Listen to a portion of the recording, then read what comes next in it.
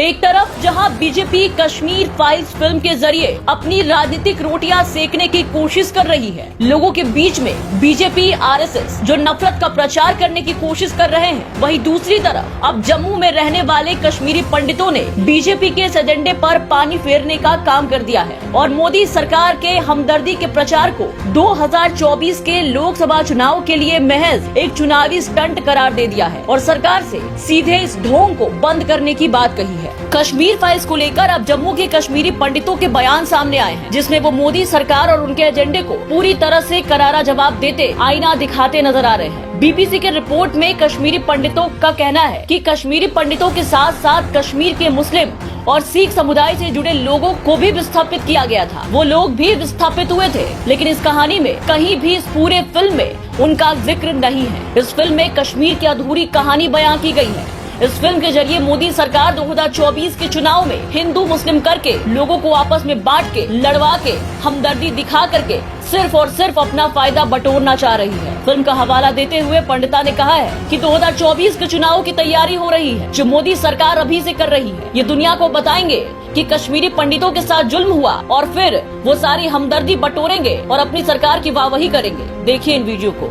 जो ये फिल्म है, मुझे लगता है ये 2024 का इलेक्शन टाइम है। ये जाएंगे दुनिया भर में, कहेंगे देखिए कश्मीरी पंडितों के साथ जुल्म हुआ है, पाकिस्तान ने हमें उजाड़ा, पाकिस्तान ने मिलिटेंसी की। उस वक्त आम मुसलमान उसमें नहीं था, मुसलमानों को भी मारा गया। 1990 में हमारा प्लान हुआ है, उसका जिम्मेदार भी गवर्नमेंट ऑफ इंडिया ही है। आप उसको आज कुछ भी बोल दो, मुझे लगता है कि इस तरीके की यदि पिक्चरें बनेंगे, वो एक दूरियां पैदा करेंगे, उधर से भी तो इधर से भी। ये जो फिल्म बनाई गई है, ये एक तरफा हमारे काज को उजागर करने के लिए किया है, और कोई फिल्म प्रोड्यूसर निकले वो दो तरफा करे, मैं उसको बोल्ड मानूंगा। जो दो तरफा जो जेनोसाइड हुआ है उसको उजागर करके एक फिल्म बनाए।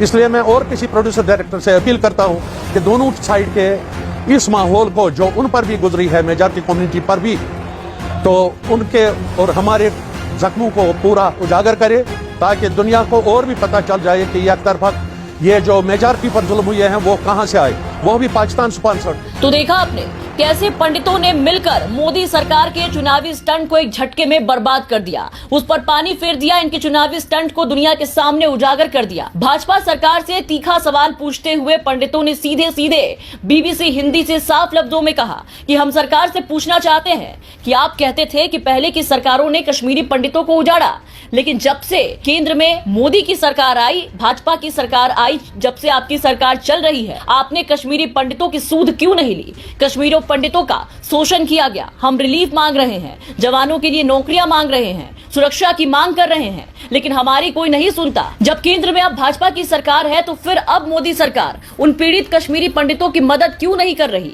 इसके लिए केंद्र में बैठी सत्ता की भूखी मोदी सरकार के पास वक्त क्यों नहीं है? इन्हें मतलब है तो सिर्फ और सिर्फ अपनी राजनीति चमकाने से, अपनी राजनीति रोटियां सेकने से, एक फिल्म बनवा के दुनिया के सामने झूठी हमदर्दी दिखाकर भाजपा आरएसएस मोदी सरकार सिर्फ और सिर्फ अपनी राजनीति चमकाने की कोशिश कर रही है। फिल्म का हवाला देते हुए पंडितों ने साफ कहा, इस वीडियो में आपने सुना कि 2024 के चुनाव की तैयारी हो रही है, जिसकी तैयारी में मोदी सरकार जुट गई है।